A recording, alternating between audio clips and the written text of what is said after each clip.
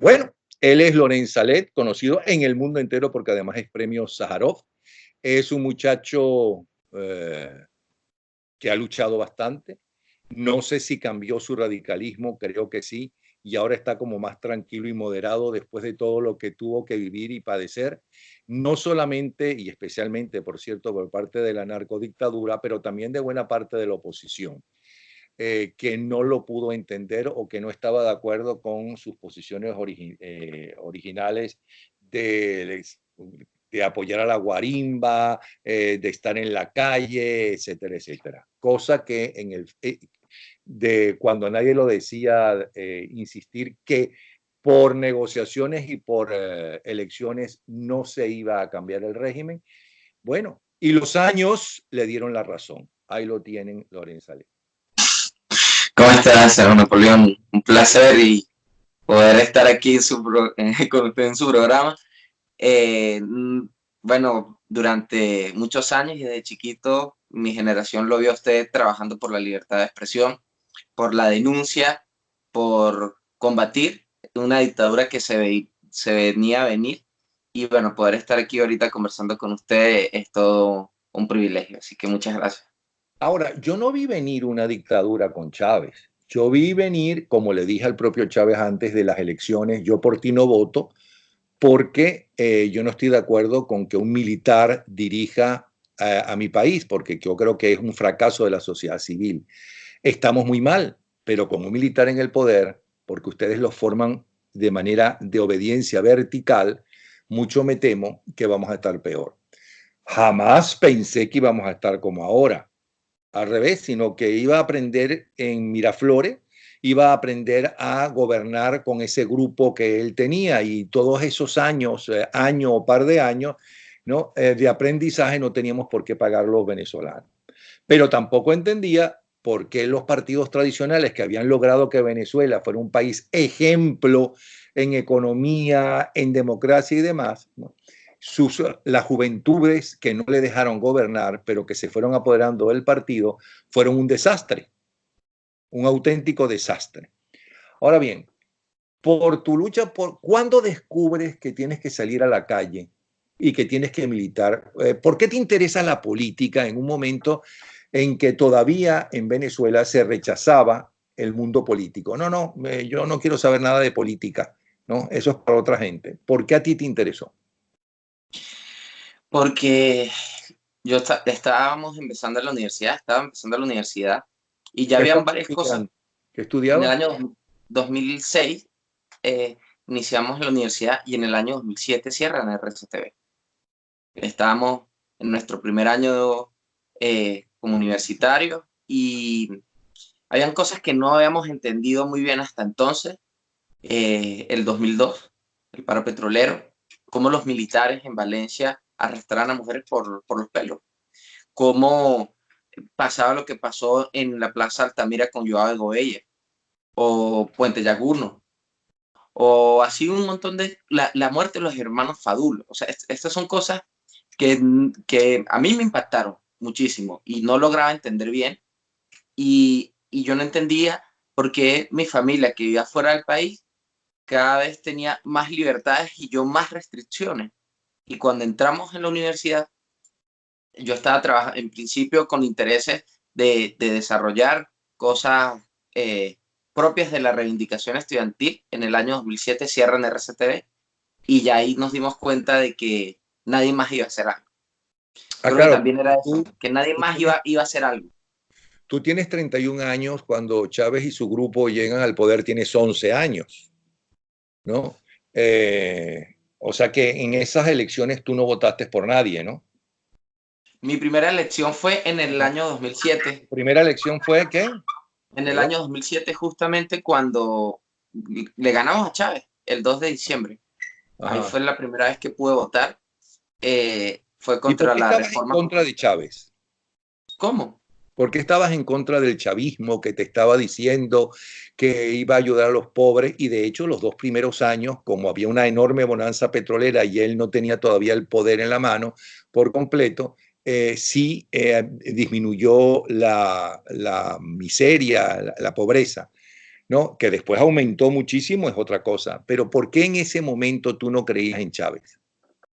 Es que, mira, uno de joven se hace es muy romántico y yo estuve muy interesada de chiquito por la poesía, por la filosofía, investigué, leí, leí quién era Camilo Cienfuegos, quién eran los Castro, quién fue el Che Guevara y además yo vengo de familia de que huyó de Jerusalén y, y yo me acuerdo una conversación entre mi mamá y mi papá, estaba yo ya chico, más chiquito, que yo quería estudiar en un colegio militar y mi papá le dice a mi mamá que él no estaba de acuerdo.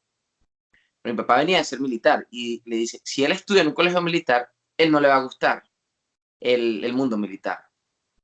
Y dicho y hecho, cuando estuve en el colegio militar, en el IENABAT, que era un colegio náutico, y vi que la fuerza y la antigüedad se imponía la razón, fue como que una huida de ese mundo, de todo lo que tuviera que ver con lo militar y hacia lo humanístico. Y estudio cuarto y quinto año de humanidades, luego entro a la universidad y ya cuando cerraron RCTV y cuando ya veíamos que los militares estaban tomando cada vez más fuerza, es cuando ya definitivamente uno dice, mira, esto no va para el baile. Definitivamente nada de esto puede seguir y por lo visto nadie va a hacer nada.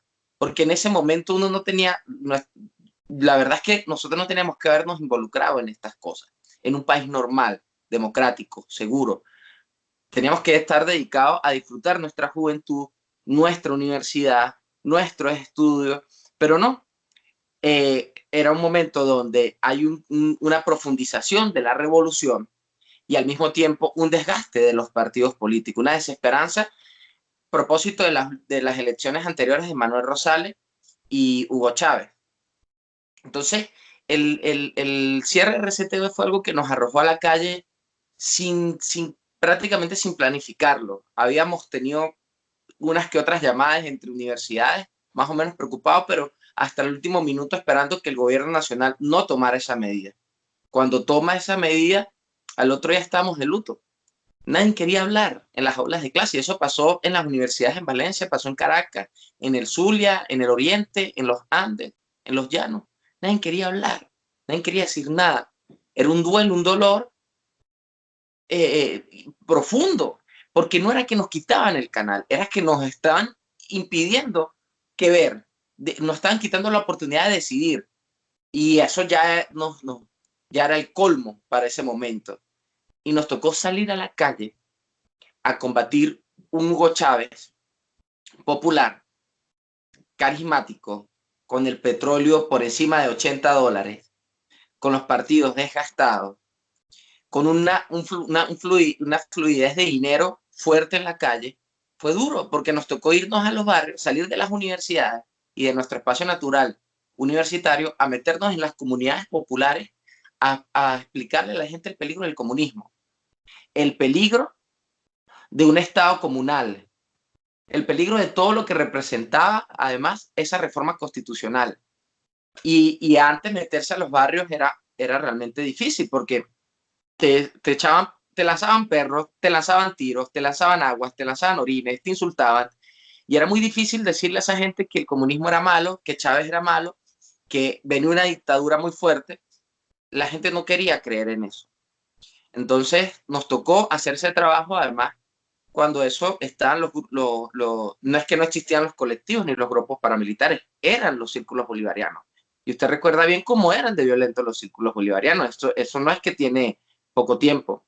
Lo que pasa es que antes era más difícil esconder muchas cosas. Pero al mismo tiempo que nos enfrentábamos al régimen, a la dictadura, también entendíamos que nos estábamos enfrentando a un sistema completo y a unas organizaciones políticas que no querían incomodar al régimen, pero que además que cualquier operación política de calle, cualquier protesta, cualquier manifestación, que los partidos políticos sentían la necesidad de controlarla, porque si no la controlaban, dejaban de ser interlocutores de la tiranía. Ese siempre fue nuestra lucha. Y todos los jóvenes de mi generación, todos los jóvenes, Guaidó, Smolarsky, Freddy, todos los jóvenes de nuestra generación saben que siempre, siempre, todos estos años luchamos porque las organizaciones tradicionales querían enfriar la calle, querían enfriar la protesta, querían controlar nuestro accionar. Y nosotros fallamos en eso, porque lo que nació como el movimiento estudiantil, que después produce el Parlamento Nacional de Jóvenes y Estudiantes, fue después dividido por los partidos políticos. Nosotros no estábamos divididos, nosotros nos dividimos por los partidos políticos. Y claro, para una juventud que venía de la noche a la mañana de dar un brinco de centro de estudiantes a elecciones nacionales, a una lucha de resistencia sin manuales, porque no hay manuales para luchar contra una dictadura, y mucho menos manuales para luchar contra los partidos políticos que están deprimidos en un estado de corrupción. Entonces, era muy difícil saber cómo caminar en ese nivel. Y también por la necesidad del liderazgo. Se nos otorgó un poder y una responsabilidad que en principio, como yo cuento, éramos solo estudiantes marchando y de repente éramos los estudiantes y los profesores, después los estudiantes, los profesores y los empleados, los estudiantes, los profesores, los empleados y los médicos. Y así se fueron sumando los gremios y la gente nos preguntaba, ¿y ahora qué hacemos? ¿Y para dónde vamos? Y no sabíamos muy bien hacia dónde ir. Ojalá, ojalá esto que acabas de decir lo escuchen las diferentes generaciones. Está muy claro. Y te voy a recomendar, que también se lo envié a Capriles y se lo envié a Leopoldo López y se lo voy a enviar a María Corina Machado. Escuches, y te lo voy a enviar a ti, escuches lo que me dijo horas atrás Asdrúbal Aguiar. Son dos mundos totalmente diferentes. Estamos viviendo una revolución, y una revolución tan rápida, ¿no?, que no, la mayoría de la gente y la mayoría de los dirigentes políticos y no políticos hemos sabido entender, porque es muy difícil y es muy profunda. Es una verdadera revolución, no eso que dicen que es revolución bolivariana. Pero es interesantísimo porque eso les pasó a ustedes, pero escucha lo de Asdrúbal Aguiar y te darás cuenta que ustedes realmente eran la vanguardia, pero no sabían que el mundo estaba cambiando y los esquemas que tenían eran los viejos esquemas de los partidos políticos que fueron vanguardia en una época, ¿no?, y que tampoco entendieron la revolución tecnológica, la revolución, lo que estaba pasando en el mundo, pero bien interesante. Ahora bien, ¿por qué en especial, si ustedes eran varios los que eran guarimberos, que salían a la calle, etcétera, por qué en especial la tomaron contigo? Hasta el punto de que una de las exigencias, cuentan, de la narcodictadura para ayudar y contribuir a que Santos se ganara su premio Nobel, ¿no?, era en un acuerdo de paz, entre comillas, con la fuerza guerrillera, era entregarte. ¿Por qué tú fuiste tan importante de todos los muchachos que salieron a la calle? Yo creo que, uno, la determinación que siempre he tenido en cuanto al combate a la dictadura. La determinación. Segundo, la libertad que tengo para combatir. No tengo una familia empresaria, por lo cual mis decisiones no dependen de cuidar o no un patrimonio o de crecer o no un patrimonio. Dos, no tengo ataduras partidistas, no hay un secretario de un partido o un jefe de un partido que pueda llamarme a capítulo. Tres, la pasión y lo soñador que soy quizás en esto.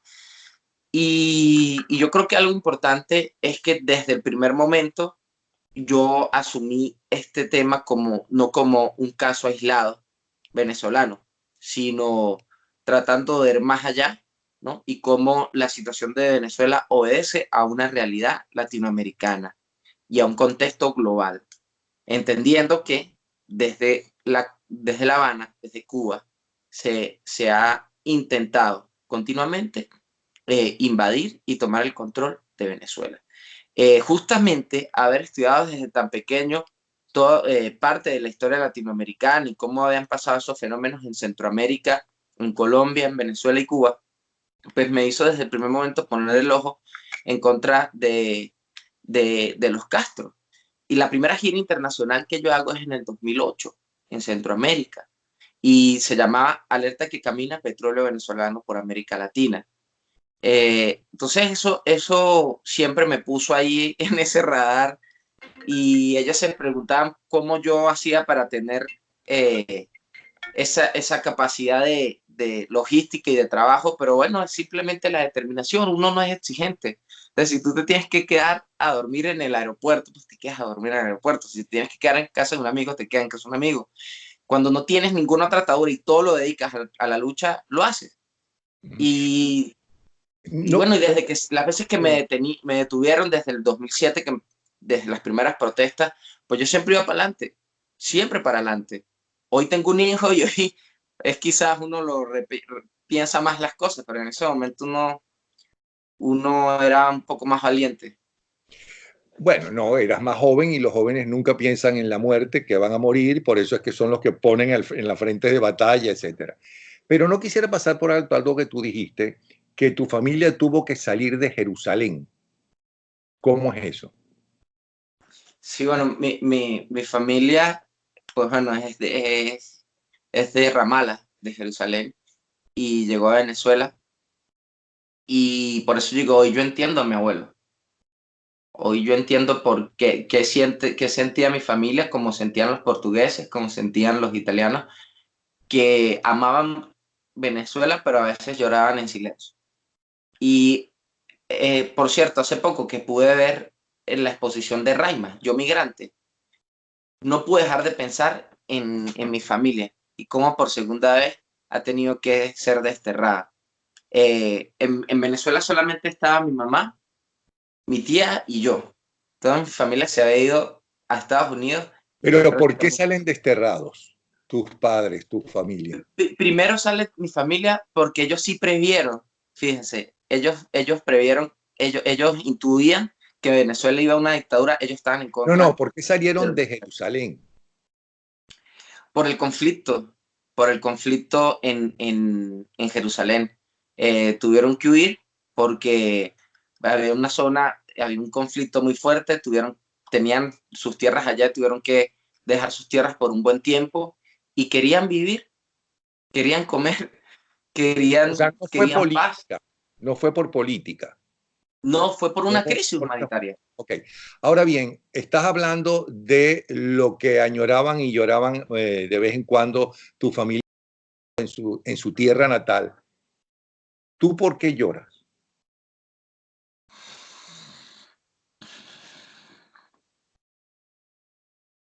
¿Sabes? Yo tengo tatuado un- una frase de San Agustín que me llamó la atención, pero no pensé que iba a ser tan en serio eso.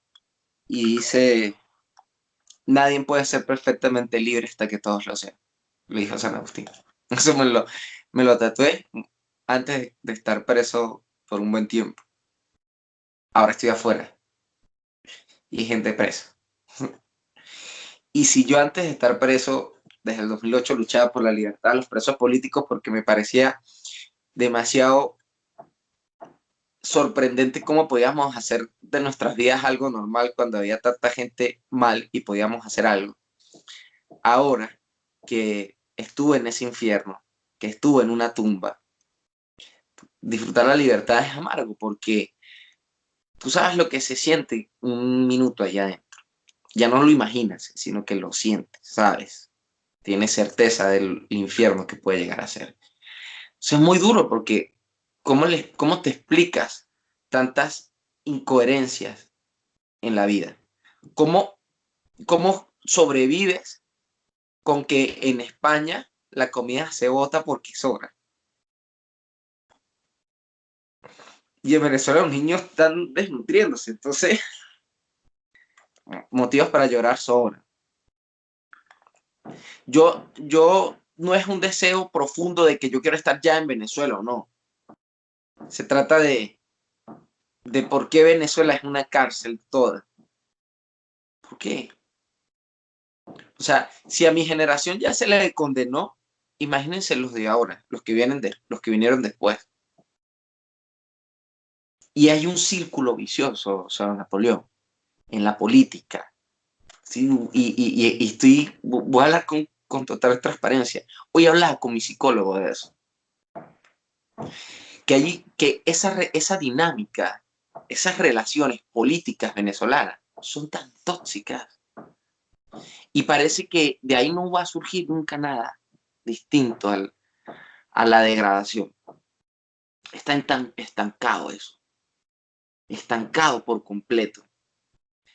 Y hiere y lastima. Y es como una piscina de sangre de todos los venezolanos heridos, convertidos en pirañas, hiriéndonos unos a los otros.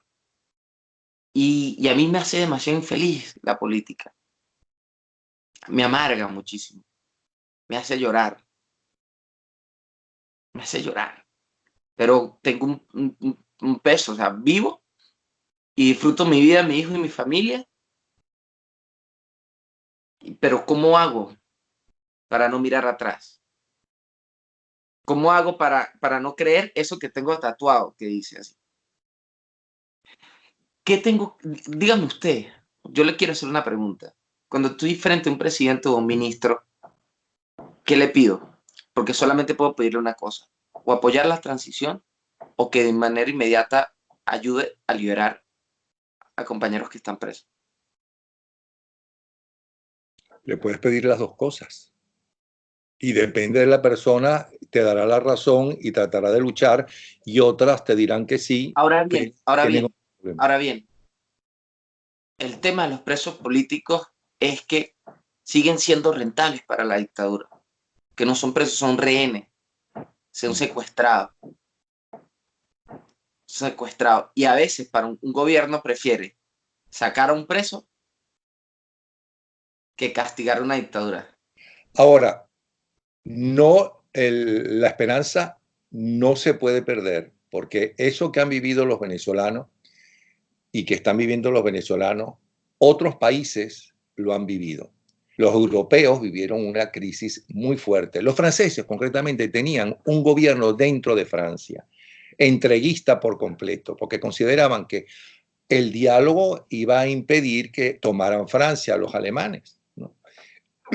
Charles de Gaulle apareció, ¿no? Y un grupo que cada vez fue mayor, pero al principio no estaba de acuerdo, mucha gente, ¿no? Lo apoyó.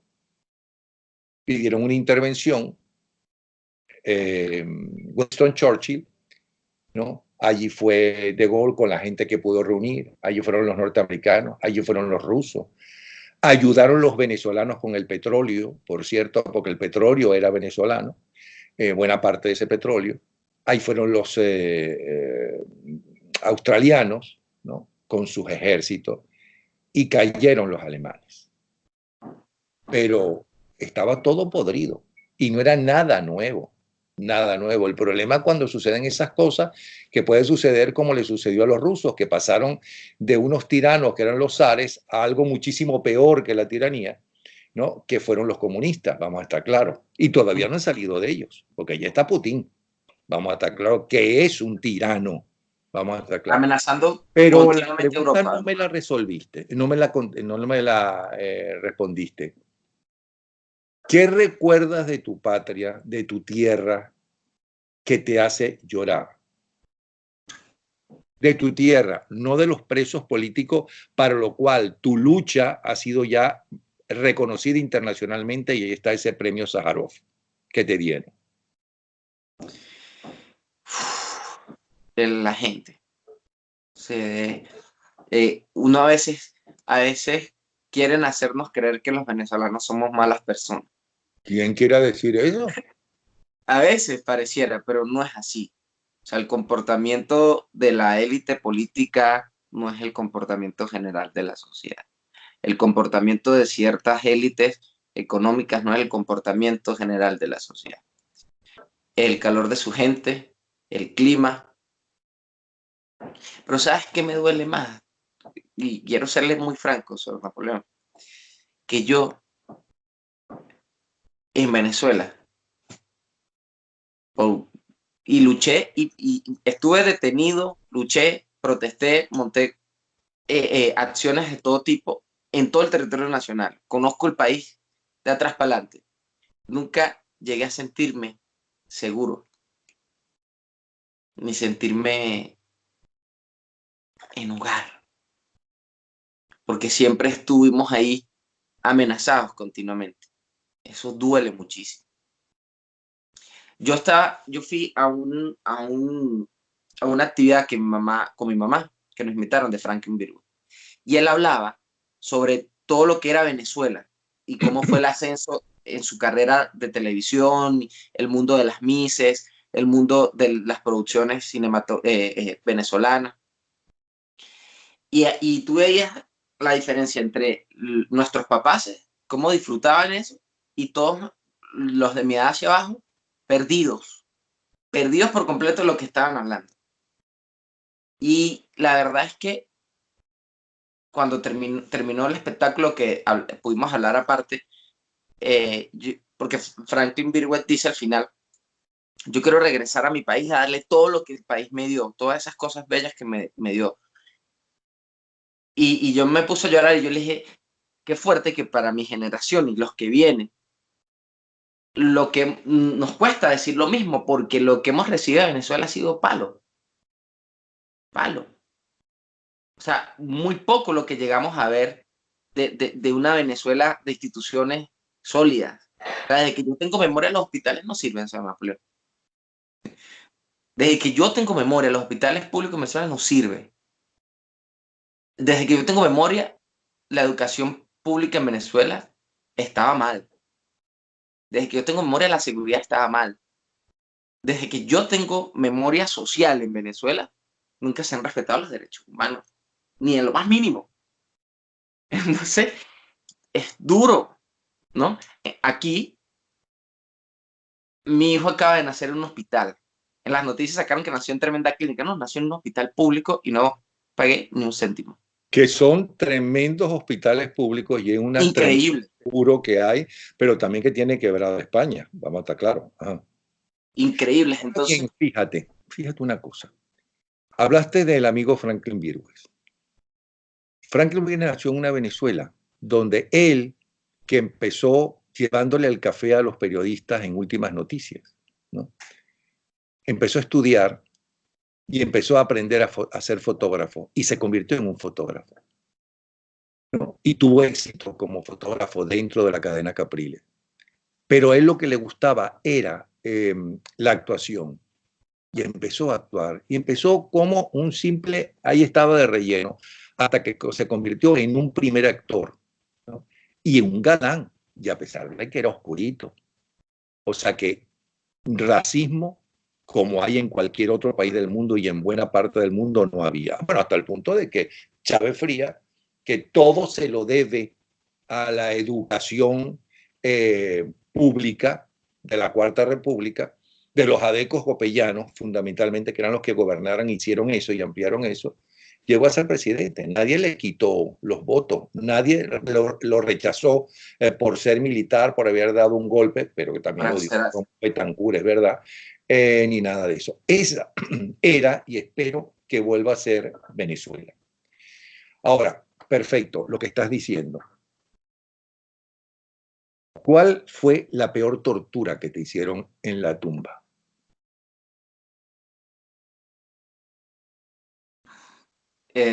creo que lo peor es escuchar a otros siendo torturado. Nada, nada se compara a eso. Porque, Ni el golpe más duro que te den, ni el aislamiento más prolongado. Escuchar a otro, porque pero duele igual. ¿por qué te dolía más escuchar a otro cuando le golpeaban que a ti cuando te golpeaban? Primero porque no te puedes sobar, no te puedes sobar. Segundo porque la mayoría se quedaban completamente sometidos, porque muchos eran invisibles, otros porque tenían mucho miedo. Y además saber que quien lo estaba torturando era otro humano, no era un robot, era un venezolano, era un venezolano. Y seguramente de tu misma edad. Cuando te torturan a ti, la adrenalina se apodera de ti y drenas. La tortura física, por eso la tortura, y acabo de hacer, parte del trabajo que acabo de hacer ahorita en Bruselas es hablar sobre eso. Algo fundamental que destapar y abordar en materia de derechos humanos a nivel global. Y es el uso de la utilización de la tecnología para la tortura y la modernización de la represión. Hace 71 años se firmó la Declaración Universal de los Derechos Humanos. Y todos los patrones y esquemas, las estructuras de protección de derechos humanos están obsoletas. Pero lo que sí ha avanzado a la par de la tecnología es la tortura. Entonces, hay muchas formas de torturar y lastimar a alguien que no lo registra una foto que le va a llegar a Ginebra ni a la CIDH. Y eso hay que abordarlo. Ahí hay un vacío, ahí hay un hueco. La tortura inicial es la zozobra, es la incertidumbre, es saber que caíste y que no tienes ni la más remota idea de cuándo ni cómo vas a salir. Entonces eso te pone como individuo, como existencia frente al tiempo en una situación espantosa. La tortura física, fíjense, yo estaba en mi celda y querían hacerme algo. Tenían que entrar, habían dos opciones. Si usaban la fuerza, si ellos entraban, yo no me iba a dejar poner unas esposas así por así. Porque además tampoco tenía nada que perder. Porque ni siquiera estaba pagando una condena, estaba completamente secuestrado por Y los espíritus. desaparecido por mucho tiempo, a ti te desaparecieron. Duré mucho tiempo y me desapareció el régimen y la oposición y los políticos que eran prohibidos hablar de Loren, ¿no? Entonces, pueden usar la fuerza, entonces tenían que usar la fuerza, entrar a la fuerza y dejarme inconsciente para poderme sacar de esa celda. Pero eso podría dejarle un costo elevado. Lo otro es agarrar y usar la temperatura y la luz. ¿Qué pasa si antes de llegar a mi celda bajan la temperatura al máximo y ponen la luz al máximo? Yo mismo voy a retraerme porque no voy a tener capacidad ni siquiera de levantarme. Y eso no lo registra una foto fácilmente. La tortura, el aislamiento celular, la tortura blanca está ahí. Y un ruido programado es peor que un batazo en la costilla. ¿Cómo es el ruido programado? Si no sabes de hora, si no sabes de tiempo, si estás, solo ves blanco y negro y un sonido está ahí y no te dejas de descansar. Si a la gente le molesta cuando alguien tiene una licuadora encendida, imagínese un ruido específico. ¿Cómo te tapas los oídos? ¿Qué ruido La era? luz. ¿Qué ¿Ah? ruido era? ¿Era el ruido de un motor? ¿Era el ruido de un chillido? ¿O qué ruido era el que te... Habían varios. Uno, pues el timbre, un timbre en específico que se lo podían tocar en cualquier momento. Otro era como ciertos golpes agudos, el sonido del metro, el sonido que produce el vacío del aire. El sonido del metro. Estás en Madrid y hay metro. Entras al metro. Ando Soportas ese generalmente en sonido. bicicleta. No me gusta el metro. Y cuando escuchas el sonido del metro, las pocas veces que has entrado al metro, ¿eso te ¿Sabes? hace rememorar o qué? ¿Sabes qué está sucediendo? Que al principio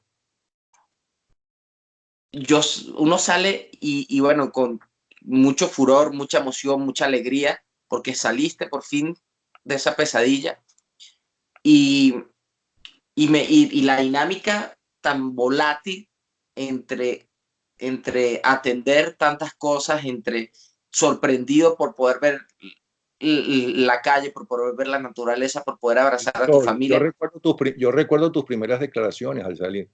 Eso fue muy, muy, o sea, fue un ferrocarril a millón que iba y hace quizás 2 meses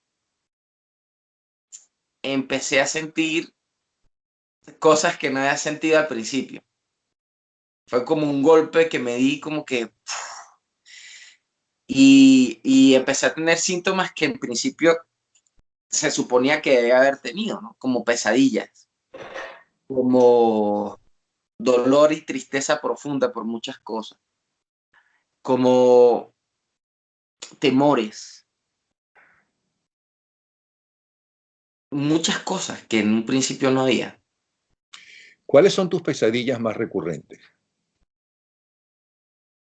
Bueno, hace de un tiempo para acá estoy teniendo pesadillas que regreso a estar preso, que estoy nuevamente preso. Y es como por dentro uno se dice como que, pero es que claro, Loren, o sea, tú nunca vas a escapar de esto. O sea, ¿Qué te dice y el psicólogo? ¿Que vas a escapar de eso? ¿O qué? ¿sabes qué estábamos hablando hoy?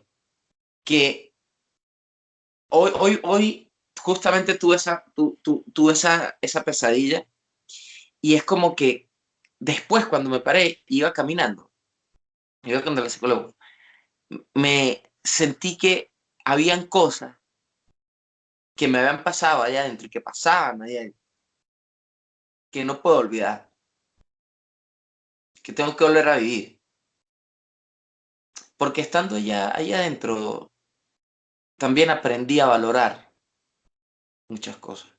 Por ejemplo, Aprendí a ver, como yo lo uso una y otra vez, esta frase del Principito. ¿cuál es que no la leo? Lo esencial se hace invisible ante los ojos. Y estar ahí. Por eso a mí me da risa porque hay gente, mira, la gente me dice, la gente, bueno, o a algunos sectores, pues, le da morbo saber de qué vive Lorenzo Salé. Mire, yo he hecho huelgas de hambre hasta el cansancio. O sea, viví 4 años con un pote de agua. A mí lo menos que, o sea, el tema del dinero, el tema de lo material, no es justamente algo de Sí, angustiarse. la diferencia es que ahora tienes una familia y tienes un hijo. Claro, antes era un chamo y lo que yo hubiese podido gastar en fiestas y en cosas lo invertía en la protesta. Ahorita cambió. O sea que Pero tu principal pesadilla ahora es que vuelves a estar preso. sí, Cosa que no me extraña porque estuviste preso en Colombia, ¿no? Y el Santos, por esos acuerdos que hay y bueno, y porque este bueno, año en México, cada este año en presidente tiene México, que luchar por el interés de su país, te devolvió. Y entonces fuiste preso en Venezuela. ¿Sientes que en España, con los izquierdistas en el poder, ¿no? Te pueden extraditar? bueno, este año, por ejemplo, estuve de gira en Europa, en América, ¿sabe? He estado moviéndome en América y Europa. Y hay una diferencia bastante marcada en materia de seguridad entre América Latina y Europa. Por ejemplo, en México se metieron y se llevaron mi equipaje, mi computador, mis papeles, todo. Y tuve amenazas fuertes y me tocó salir de emergencia en México. Porque la México ahorita era como la Colombia del 2014, que está ahí ese personaje que uno no sabe para... Y me tocó ir a México justamente a abogar por la transición en Venezuela. Y fue muy duro. En América Latina sí corro mucho peligro. Aquí no tanto, aquí no tanto, sin embargo, pues siempre están latentes ciertos episodios. Claro, cuando tienes un hijo, todo cambia. Pero hay una cosa a tu favor. Ya no eres un muchacho radical desconocido en el mundo entero. Tú eres premio Sájarov. Vamos a estar claros. O sea, que no cualquier pendejo tiene ese premio, sino un tremendo luchador por los derechos humanos y un tipo con todas las cargas que te pasó y que evidentemente no vas a poder olvidar. Lo que puedes es, con ayuda de un especialista, saber manejar. Pero por otro lado, qué maravilla que has reaccionado de la forma que estás reaccionando, yendo por todo el mundo y luchando a favor de los derechos humanos. Ahora, tú estás en Madrid, ¿ok? En Madrid hay una muchacha como tú, porque debe tener también unos 30 y pico años, que creyó en la revolución y que aparentemente no robó, pero que en un puesto de defensora de los derechos humanos, se creyó que eran los derechos humanos de los que le interesaba a ese régimen en el cual ella creía. ¿Okay? Y entonces se hizo la pendeja o consideró que gente como tú no había que defender, porque la revolución solamente defiende. Es como el cuento del Tarek William Saab, que defendía los derechos humanos y que ahora se ha convertido en un auténtico villano. Lo que estaba haciendo era política y punto. Le interesaba un comino los derechos humanos y los seres humanos. Te vas a encontrar en Madrid con ella, la misma que no quiso recibir a tu mamá cuando tú estabas preso. ¿Cuál crees que va a ser tu reacción? ¿Ya lo has pensado? ¿Ya has pensado que en algún momento la vas a encontrar y la vas a ver de lejos? ¿Ya has pensado si te vas a acercar a ella, ¿no? y le vas a decir algo? ¿O que sencillamente no le vas a decir absolutamente nada si no es un pasado que quieres olvidar? Bueno, Yo sé que es dura la pregunta, pero estás dando una conversación realmente muy hermosa.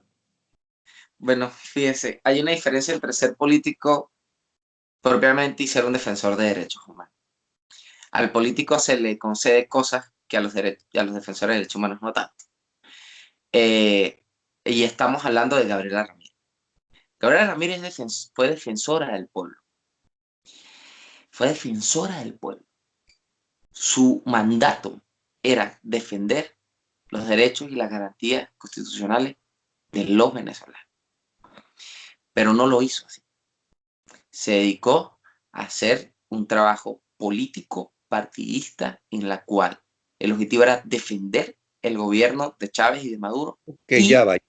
Pero ella tan simple, y si tú quieres tan ingenua, sé que la gente me va a odiar por lo que estoy diciendo, y a esa señora no la conozco de nada, ni quiero saber nada de ella, y por Twitter muchas veces la denuncié, ¿ok? Pero esa mujer estaba tan poco preparada para ese puesto, y era tan poco política, que dijo una gran verdad que todos los países en líneas generales la aplican y que está en contra de los derechos humanos, que se llama tortura. Ella dijo que llegó un momento en que la tortura es necesaria. Pues sí, los países piensan que cuando hay una enorme inseguridad y no puedes manejar ¿cómo se llama? A la oposición porque pueden estar conspirando para tumbarte, pues utilizan la tortura. Eso lo hacen los Castro desde siempre, ¿no? Que ahora dicen que no lo necesitan hacer porque ya manejan el país, ¿no? Y lo hacen los Estados Unidos, especialmente en Guantánamo, porque fue denunciado por las mismas defensores de los derechos humanos. Lo hacen los musulmanes radicales, ¿no? Solamente que descaradamente y asesinan a la gente. Y lo hacen y lo hicieron los cruzados, también nosotros los católicos, ¿ok? Nuestros tatarabuelos. Te vas a encontrar con ella y ¿qué le vas a decir? No, mira, ella tiene una cuenta pendiente con la justicia. La tortura. Yo hice estudios de contraterrorismo. Eso es otra cosa. Por eso quiero decirte, tú llevaste a la justicia española la denuncia de quién es ella para que, a la Corte Penal Internacional, etcétera, con pruebas concretas. Porque mucha gente dice, bueno, pero es que están en España unos bolichicos. Sí, pero en España hay justicia y están, sí, son relativamente independientes los poderes, ¿no? Como es relativamente independiente los poderes en los países latinos. Ok, en unos más que otros. Pero la justicia Bueno, necesita fíjese, pruebas. fíjese. Mira, yo no voy a hablar de las experiencias que yo tuve con, que fueron muchísimas, y bien cruel que fue. En sus manos tú pudo salvar a Franklin Brito y no lo hizo. Al contrario. Y un montón de cosas. Mira, la ONU, el Grupo de Trabajo sobre las Defensorías del Pueblo, degradó a la Defensoría del Pueblo de Venezuela. Ese informe es público. Yo lo voy a publicar nuevamente en las redes si quieren. Ese informe es público de la ONU. En ese informe de la ONU, donde degrada, ¿no?, y cuestiona el funcionamiento de la Defensoría del Pueblo de Venezuela, el 85% aproximadamente de los argumentos y de las bases para emitir esa condena a la actuación de la Defensoría del Pueblo fueron actuaciones de la señora Gabriela Ramírez. Y ahí están citadas incluso hasta sus declaraciones donde defendía al gobierno en detrimento de la población civil, sus participaciones en espacios internacionales como defensora del pueblo. Ahí está todo bien argumentado. Solo con eso ahí es suficiente. Perfecto. Una de las cosas, para terminar. ¿Y qué crees que pasó con ella, que ahora está lavando platos en Madrid? Yo no sé si está lavando platos o no. Lo que pasa, lo que ha sucedido es que, lo explicaba, yo trato de ver todo esto desde un enfoque de seguridad. En Venezuela, el crimen organizado tomó el Estado, ¿cierto? Sí. Usó la política, tomó el Estado, mantiene secuestradas las instituciones. Y a medida de la pérdida del poder económico, las mafias, ¿no?, internas dentro de esa estructura empiezan a pelearse el poder. Y la mafia, al círculo donde ella pertenece, ¿verdad?, pues salió derrotado dentro de esa pelea interna. Así de sencillo. O sea, Rodríguez Torres no pudo imponerse ante Maduro y perdió. Entonces, es parte de un sistema. Mira, estoy de acuerdo completo contigo. Yo no la estoy defendiendo ni remotamente, sino quiero ver, porque tú eres un muchacho sensible. Bueno, muchacho para mí porque tienes 32 años. Bueno, entonces... carnes y barriguitas ya, papá. Puedo ser tu abuelo, creo. Entonces, fíjate, por eso me interesa más o está más vigente o más interesante tu respuesta a la pregunta que por tercera vez te hago. Te la vas a encontrar. Te la vas a encontrar en Madrid. Mi asunto con ella no es un asunto personal. Es un asunto... ¿Qué vas a hacer? No, pues nada, tratarla con respeto, el respeto que se merece una dama, pero una cosa es eso y otra cosa es las denuncias y cuando la tenga que ver ante organismos internacionales. Ahí voy a ser sumamente justo, y justo implica ser frontal en cuanto a la denuncia y visibilizar la responsabilidad tanto de ella como de la fiscal general, como de muchas personas que no solamente violaron sistemáticamente los derechos humanos, sino que crearon el aparato represor venezolano. La señora fiscal general Luis Ortega Díaz y Gabriela Ramírez, entre otros, fueron creadores del aparato represor en Venezuela, el mismo aparato que después se los intentó comer a ellos.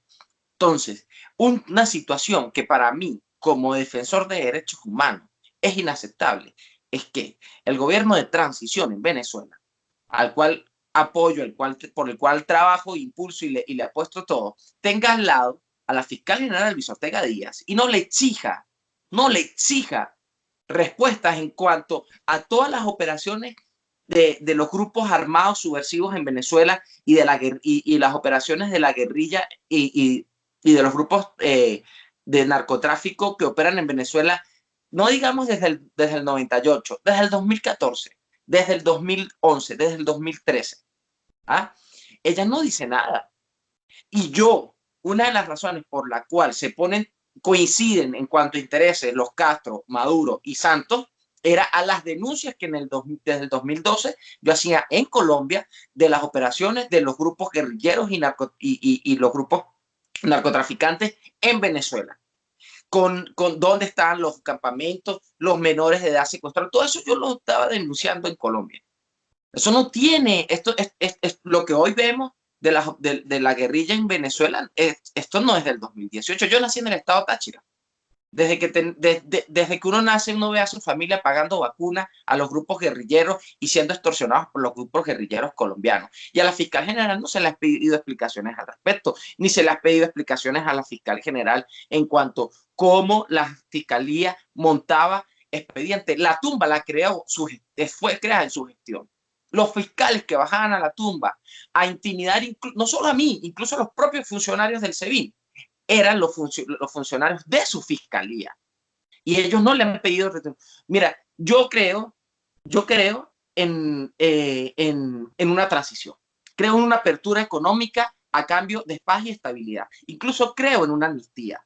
Pero para que todo eso se dé, tiene que haber una sincera rectificación de los actos. Debe aclararse. Y aplicación de la justicia. Claro, porque si no, entonces no va a haber garantía de no repetición. Mira, la garantía de no repetición es un pilar fundamental en materia de derechos humanos. ¿Qué pasa si mañana va Maduro? ¿Qué garantía tengo yo de que a mí se me respeten los derechos humanos si los que me persiguieron siguen ahí? Ese es el asunto. Para que no se vuelva a repetir, señor Napoleón, para que no se vuelva a repetir el desastre y la crueldad en la que hemos caído en Venezuela, se debe aceptar las razones por las cuales llegamos ahí. Cada uno debe poner de su parte y reconocer su participación en cuanto al monstruo que se creó.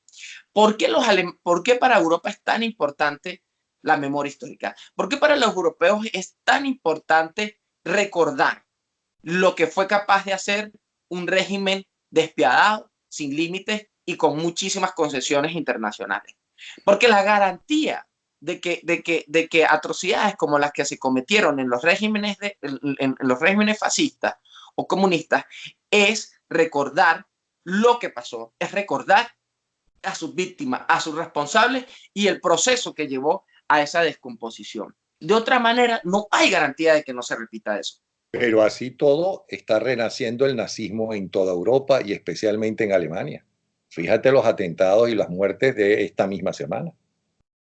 Mira, por ejemplo, algo que a mí me tranquilizó en España fue que las últimas elecciones que ahorita se van a repetir, la gente en España, por ejemplo, votó hacia el centro.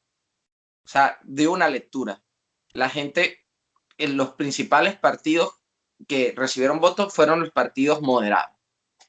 Por eso yo defiendo la Unión Europea, porque la Unión Europea se sustenta en los principios de respeto a los derechos humanos, la democracia y la libertad. Creo en el fortalecimiento de los organismos internacionales y que tienen como objetivo garantizar el respeto a la dignidad humana. Defenderé siempre los organismos internacionales y lucharé para que sean independientes y sólidos. Lo hice desde el primer momento con el Sistema Interamericano de Justicia. Por eso fui tan fuerte en cuanto a la gravedad de que Venezuela saliera del Sistema Interamericano de Justicia en el 2014, en inicio del 2014, y nadie nos quiso apoyar. Ni siquiera los propios partidos políticos venezolanos nos quisieron apoyar y yo estaba solo, encadenado en la Corte Interamericana de Derechos Humanos. Y la expresidenta y los países latinoamericanos no nos quisieron escuchar cuando advertimos lo que significaba que Venezuela denunciara el Pacto de San José. Hoy en día, por eso, defiendo y trabajo lo más cercano posible con los organismos internacionales. Y antier, en el seno del Parlamento Europeo, hacía la pregunta: vamos a revisar el rendimiento de la Corte Penal Internacional. ¿Está realmente cumpliendo su objetivo la Corte Penal Internacional? ¿Cuáles son los frutos de la Corte Penal Internacional desde su creación? Porque hay una deuda ahí. Y por eso creo y defiendo las sanciones. Pero a veces es hasta vergonzoso. Porque imagínense, hay que pelear y hay que luchar durante meses para convencer a diputados y gobiernos de que reprendan a violadores de derechos humanos. Después de 71 años desde que se firmó la Declaración Universal de los Derechos Humanos, todavía se discute si hay que sancionar o no a funcionarios que violen sistemáticamente los derechos humanos. Imagínese usted la deuda que tenemos como sociedad. Todavía se discute si hay que reprender o no a quien viola sistemáticamente los derechos humanos. ¿Puede creerlo? 71 años han pasado. Para entender parte de eso, para entenderlo, no estoy hablando en absoluto para justificarlo, te vuelvo a invitar a que escuches al doctor Asdrúbal Aguiar en la conversación que tuvimos hace pocas horas atrás. Loren, nuestro apoyo total desde un principio, en nuestra admiración. Has demostrado ser una extraordinaria persona. Qué suerte tienen tu compañera y tu hijo de tenerte, porque evidentemente los valores que le vas a dar a ese niño van a ser un país diferente, van a ser un país muchísimo mejor, como estás tú luchando para que no solamente Venezuela, sino el mundo sea mucho mejor. Un gran abrazo, ¿ok? Y espero que el día que te encuentres con la Gabriela te esté acompañando para que mientras tú hablas, yo le dé un bofetón. Ok. Que es lo mínimo que se merece. No es una tortura, es solamente un bofetón. Ok. Bueno, un abrazo, ¿sí? Un Algo más abrazo que grande. decir, y cada Mucho vez que cariño. quieras participar en el programa, este programa es tuyo, ¿ok? Muchísimas gracias, señor Napoleón. Que esté muy No, bien. gracias a ti, vale. Gracias. Loren Salet, premios a Sájarov, uno de los muchachos venezolanos y ejemplo de cómo somos los venezolanos.